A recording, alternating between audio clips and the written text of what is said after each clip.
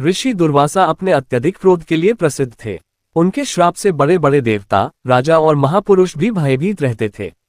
उनकी कथाएं हिंदू पुराणों में अनेक स्थानों पर वर्णित हैं।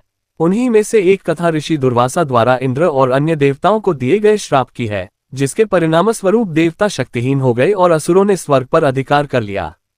आइए इस कथा को विस्तार से जानते हैं। एक बार की बात है, महर्षि दुर्वासा एक तीर्थयात्रा से लौट रहे थे।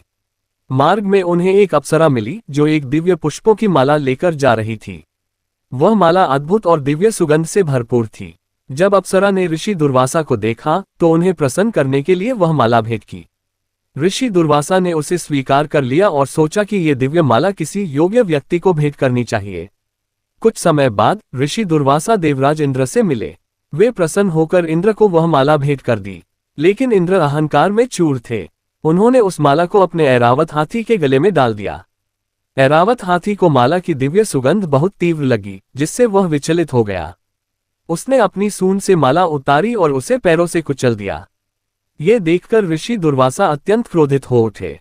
उन्होंने इंद्रदेव से कहा, हे इंद्र, तुमने इस दिव्य माला का अपमान किया है, जो कि देवी लक्ष्मी का प्रतीक है।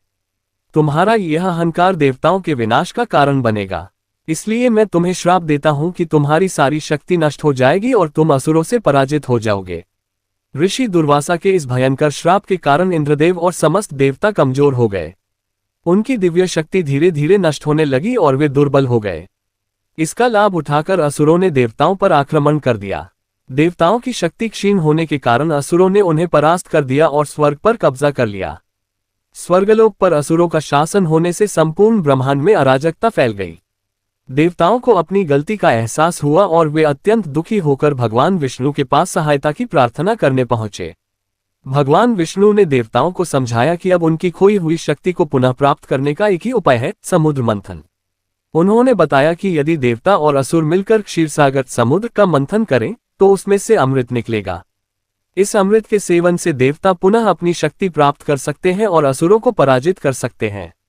इस उपाय को सुनकर देवताओं ने असुरों को समुद्र मंथन के लिए राजी कर लिया। दोनों पक्षों ने मिलकर मंदार पर्वत को मथानी और वासुकी नाग को रस्सी बनाया। भगवान विष्णु स्वयं कच्छप कछुआ अवतार धारण कर पर्वत को अपने पीठ पर धारण किए, जिससे मंथन सुचारू रूप से हो सके। समुद्र मंथन के दौरान 14 रत्नों की उत्पत्ति हुई, जिनमें से एक अमृत कलश था।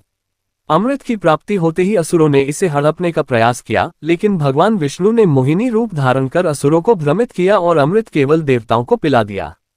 इससे देवता पुनः शक्तिशाली हो गए और उन्होंने असुरों को पराजित कर स्वर्ग पर पुनः अपना अधिकार स्थापित किया।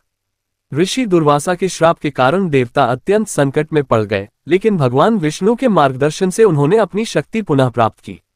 ये कथा हमें अहंकार से दूर रहने, संयम रखने और सही मार्गदर्शन के अनुसार कार्य करने की प्रेरणा देती है।